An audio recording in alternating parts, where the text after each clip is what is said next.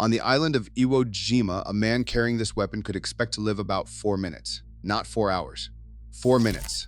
One Marine flamethrower unit on that black volcanic rock was destroyed at a casualty rate of 92%. The weapon weighed 70 pounds. It threw fire for 9 seconds. And the men strapped to it were the single most hunted targets on the battlefield, because every soldier on both sides understood exactly what it could do. But the flame was almost the mercy. Deep inside a sealed coral bunker 50 feet past the reach of any fire, Japanese soldiers were dying anyway. The weapon was eating their air. Burning napalm stripped the oxygen out of an enclosed cave in a matter of seconds and flooded it with carbon monoxide instead. You could be standing in total darkness, untouched by a single spark, and suffocate exactly where you stood. No door you could close, no corner you could hide behind, no depth you could dig to. This is the story of the M2 Flamethrower, and the nightmare it became for anyone trapped underground. Tarawa, November 1943. The Japanese had turned a coral speck barely 2 miles long into a fortress. 4,500 defenders waited inside coconut log bunkers, concrete pillboxes, and a single command bunker built to hold more than 150 men. Before the Marines landed, the United States Navy hammered the island with thousands of tons of shells. Officers predicted the garrison would be wiped out before a single boot touched the sand. 76 hours later, Tarawa was taken. It cost the Marines roughly 1,000 dead. And it taught the United States a lesson it would pay for again and again across the Pacific. You cannot kill what you cannot reach. The Japanese had stopped defending the beaches. They went underground. Coral caves, interlocking tunnels, reinforced concrete pillboxes with walls feet thick, connected by galleries that ran deep into the rock. By the time the Americans reached Peleliu, a single ridge called the Umurbrogol hid more than 500 caves, many of them old phosphate mine shafts, linked by tunnels and sealed behind sliding steel doors. On Iwo Jima, General Tadamichi Kuribayashi buried his 21,000-man garrison inside 11 miles of tunnels connecting some 1,500 rooms, gun positions, and bunkers. 9 months of naval bombardment did almost nothing to the network underneath. Against this, the standard tools of war simply failed. Naval guns and artillery could not punch through coral overhead cover or solid volcanic rock. Tank shells bounced off reinforced concrete. Rifle fire could not touch men hidden deep inside galleries. And grenades, the infantrymen's last resort, were beaten by one simple trick. The Japanese cut their cave entrances at a downward slant, so a grenade tossed inside would roll right back out and explode at the feet of the man who threw it. There was one more problem, and it was the worst. A position knocked silent was not a position destroyed. As one Marine officer put it after the Solomons, a bunker reduced with grenades alone could come back to life an hour later and start killing again from behind your own lines. The Marines did not need something that suppressed a bunker. They needed something that went inside it. Something that filled every tunnel, chased around every corner, and left nothing alive to crawl back to the guns. They needed fire. The first attempts were a disaster. In December of 1942, at Buna in New Guinea, American troops carried the brand new M1 Flamethrower into combat for the first time. In the jungle humidity, the ignition failed. The weapon sputtered, refused to light, and threw raw fuel only a few feet before quitting. Men had crawled into rifle range of Japanese bunkers for nothing. The problem was the fuel. Raw gasoline atomizes in the air. It burns off in flight, so most of it is gone before it reaches the target. To hit anything, an operator had to close to within 10 or 15 yards of a position that wanted him dead. The fix came out of a Harvard laboratory.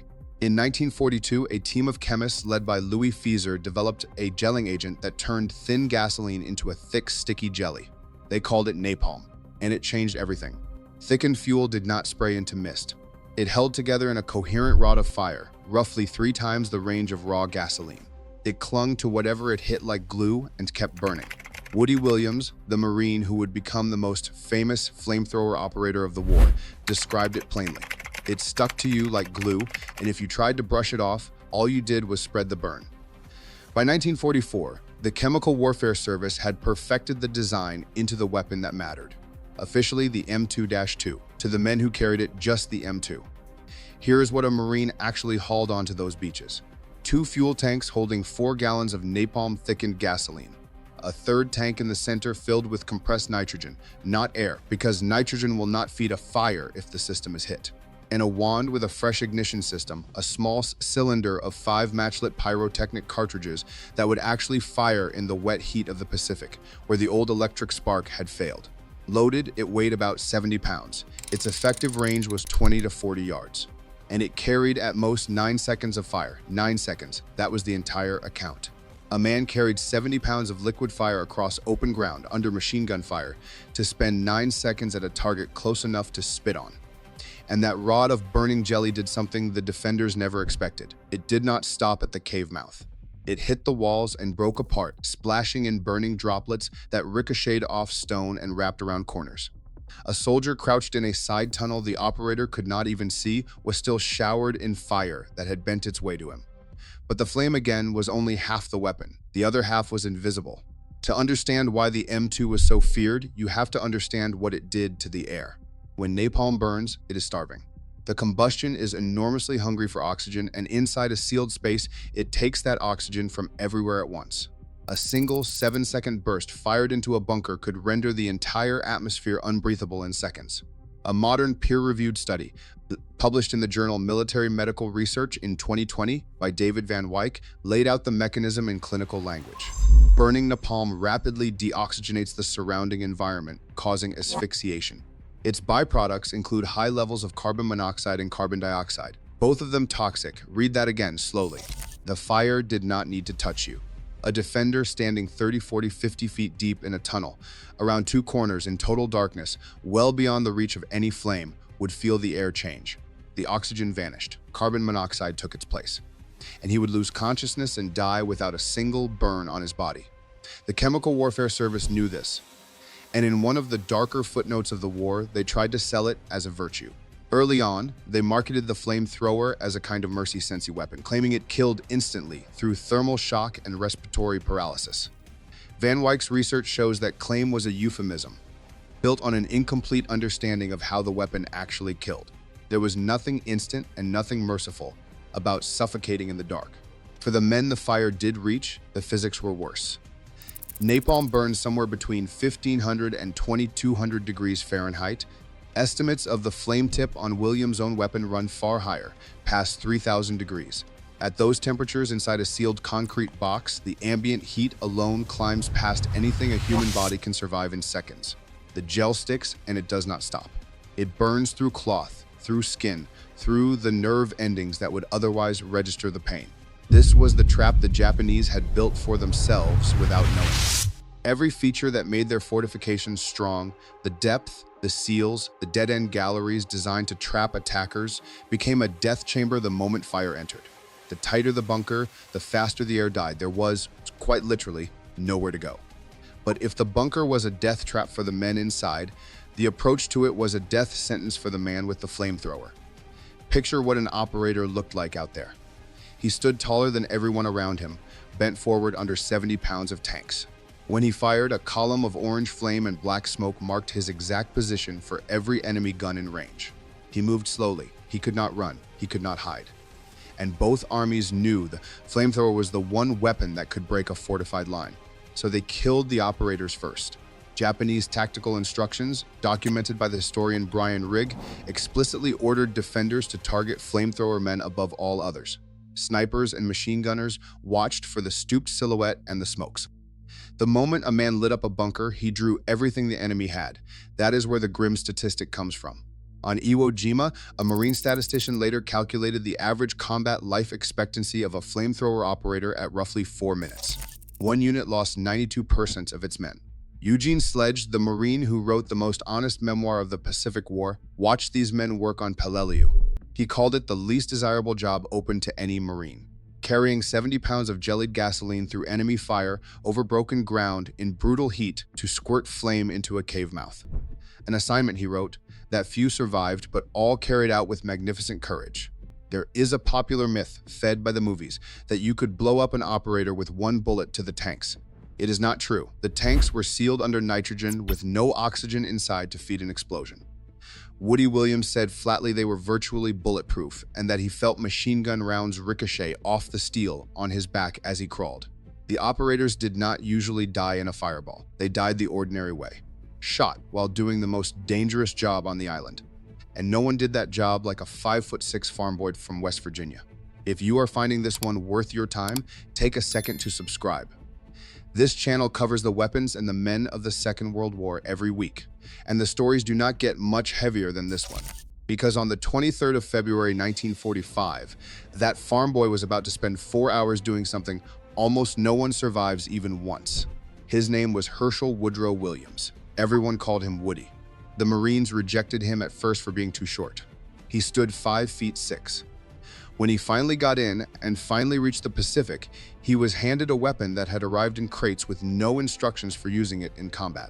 He learned the M2 Flamethrower the hard way, on Guam in the summer 1944. Then came Iwo Jima. Williams landed on the 21st of February with C Company, 1st Battalion, 21st Marines. Within 2 days, his company had been gutted.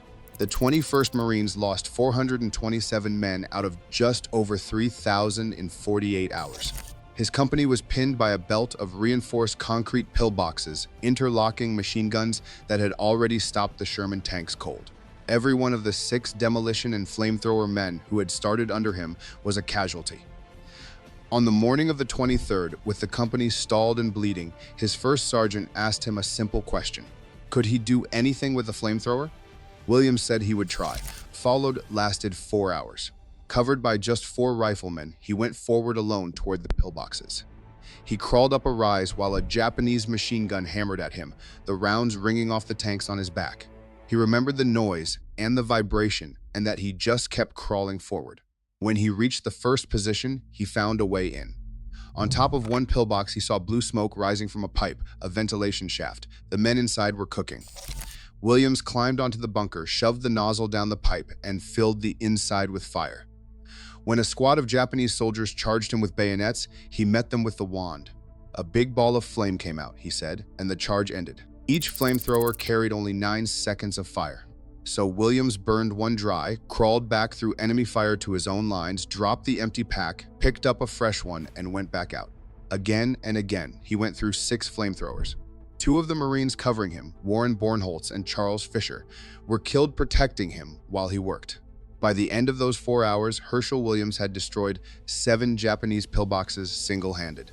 General Holland Smith later called the sector Williams cracked the very heart of the defense belt Kuribayashi had built on Iwo Jima. He was wounded on the 6th of March and evacuated. On the 5th of October 1945, President Truman placed the Medal of Honor around his neck. Williams never accepted that it belonged to him. He pointed to the 2 men who died covering him. The medal, he said, belongs to them. Williams was one man on one morning. But the pattern he proved played out across every island in the Pacific. And the clearest proof of what the flamethrower changed comes from a single ridge on Peleliu, where the same Marines fought the same enemy on the same ground, weeks apart, with 2 different methods. In September of 1944, the 1st Marine Regiment under Colonel Chesty Puller assaulted the Amurbergal head-on with infantry weapons, rifles, grenades, raw courage. In 5 days, Puller's regiment took 1,749 casualties, close to 70% of its strength. One lieutenant lost 32 of the 41 men in his platoon. They cleared cave after cave, and the caves kept coming back to life. Then the methods changed. The 5th Marines and the Army's 81st Division reduced the same pocket with a different system: flame tanks, backpack flamethrowers, demolition teams. They stopped charging the caves and started methodically burning and sealing them one by one. The ground that had cost 1,700 casualties in 5 days was taken systematically at a fraction of the price. The numbers from that island reveal everything. On Peleliu, post-war statisticians calculated it took American forces more than 1,500 rounds of ammunition to kill each individual Japanese defender.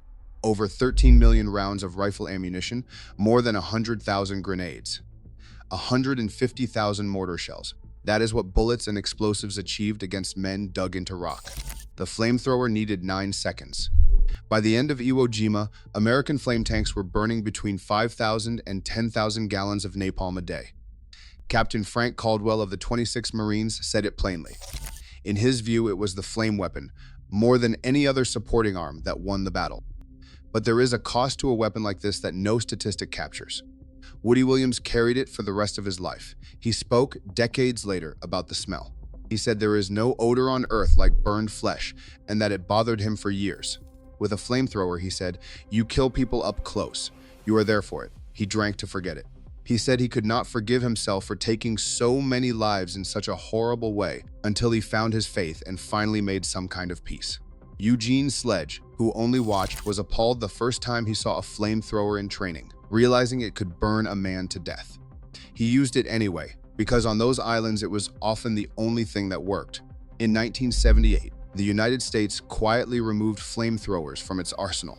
No treaty forced the decision, no enemy demanded it.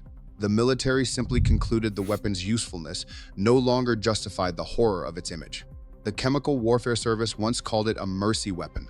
A clean death, they said. Thermal shock, respiratory paralysis, it was neither clean nor merciful.